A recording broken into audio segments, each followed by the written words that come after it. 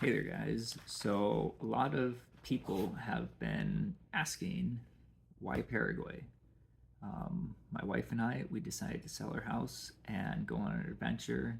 We looked at a lot of countries and we narrowed it down to Paraguay. So, why Paraguay? First off, the weather. We live in Canada and we really do not like the weather here in Canada too much. Um, Paraguay, it's going to be pretty opposite. Really hot, humid at times. Um, that's something. That's something we're looking forward to. I know it's going to be really hot, but yeah, we're looking forward to the weather. Nice warm weather in Paraguay. Um, Next is people. So obviously we haven't been to Paraguay yet. We're going there. Gonna head out in February. Um, but even the interactions that we've had on YouTube and other social media sites, most Paraguayans, I haven't had a bad interaction yet with them. We're really excited to meet the people of Paraguay, learn the culture, learn the language, drink Tereré, um, and just yeah, we're very excited to be there and meet them all. Um, Another reason is government, or lack of government intervention. Here in Canada, we've been living here in Canada for quite a while now, and yeah, the government isn't too bad, but they like to get involved in almost every aspect of your life. Um, and even with the whole, um, I, I guess I likely shouldn't mention that, but yeah, just Canada has had its run it as far as freedoms, taking freedoms away and stuff like that. So we know Paraguay government is going to be maybe a bit slow. Everything's in Paraguay is a bit slower from what we've heard, but we can get down with that. That shouldn't be an issue. Family orientated culture. That's another big thing for us here. Um, uh, we very much like to go out and meet people and interact with people, but here in Canada, that's almost kind of frowned upon. Even sometimes just picking up your phone and phoning someone, that is almost like taboo here now. Like you got to text someone and let them know that you want to phone them or need to talk to them. Most of the time they don't even they hate talking on their phones at all, and that's just talking on their phones. It's yeah, going over and dropping in on someone, that's something that not a lot of Canadians seem to appreciate. Um,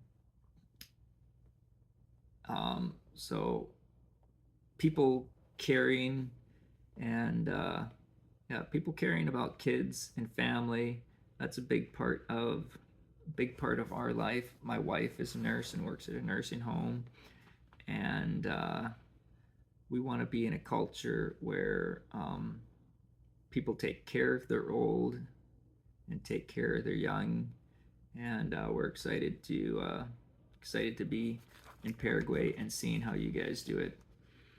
Um, Another thing that we're looking forward to is locally sourced food, and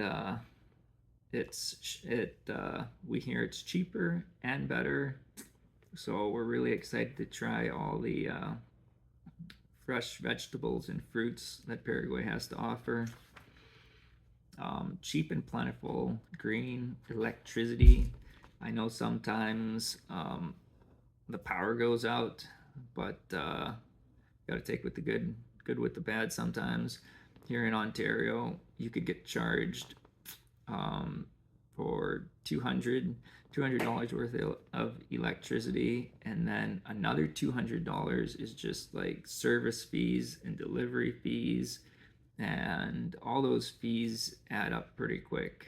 So um, property is more affordable in Paraguay. Here we have a house, we paid off our house, um, but I mean, just housing in Canada is so unaffordable now.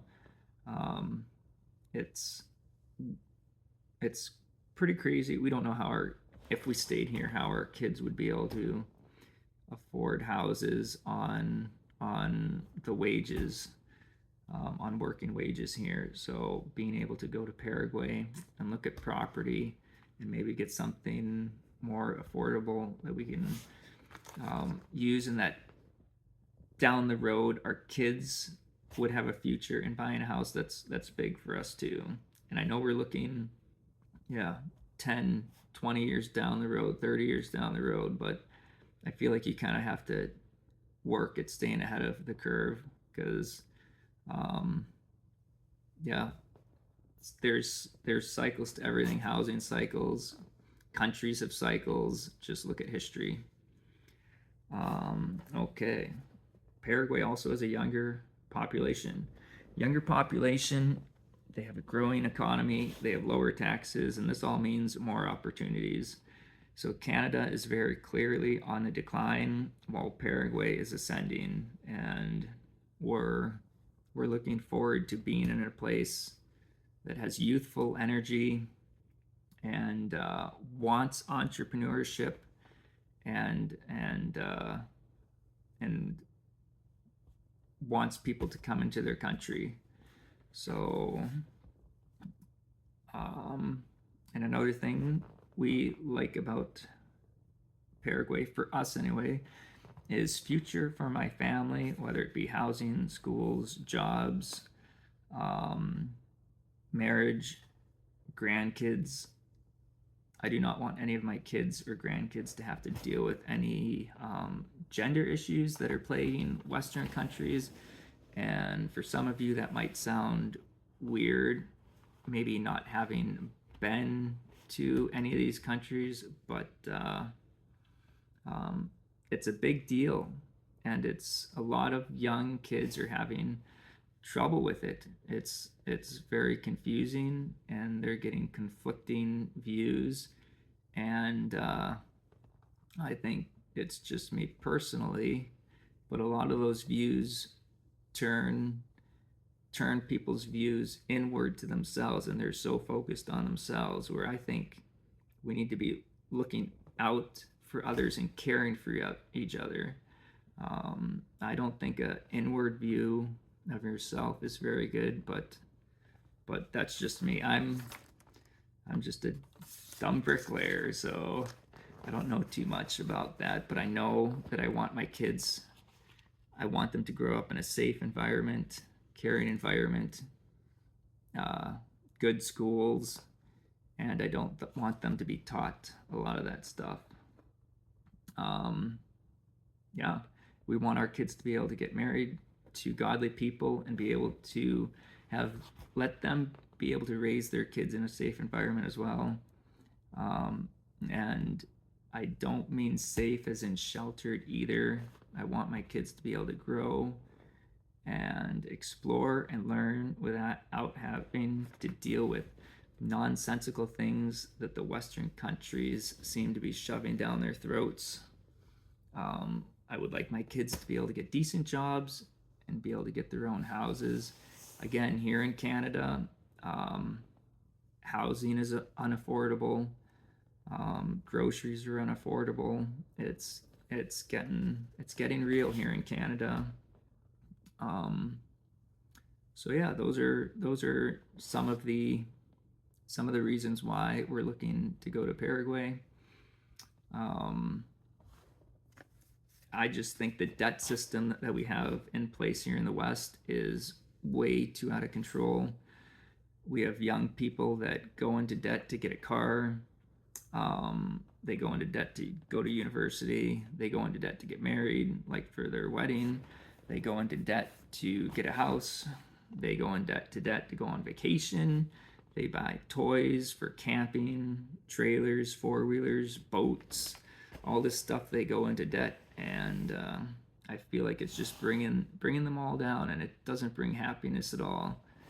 And I think Paraguay, while most people don't have a lot of money, Paraguayans are pretty happy people, and I think that's something that the should world should learn from them. So that's where we are. We're looking to go to Paraguay in February. Check it out. Really plug in and learn Spanish. Interact with a lot of these great people. Drink some te today. uh, yeah, so that's us. That's our journey. There's me, Seth, my wife Camille, Jeremiah, Aubrey, Gavin, and Layla. And yeah, we're looking to go there and test the waters and really enjoy our time there. Enjoy meeting you guys. Hopefully, a lot of you guys will be able to meet you. Won't remember names. We're really going to learn on Spanish for the first little while. Yeah, just explore the country. So that's it for this video. I hope you enjoyed it. Toodles.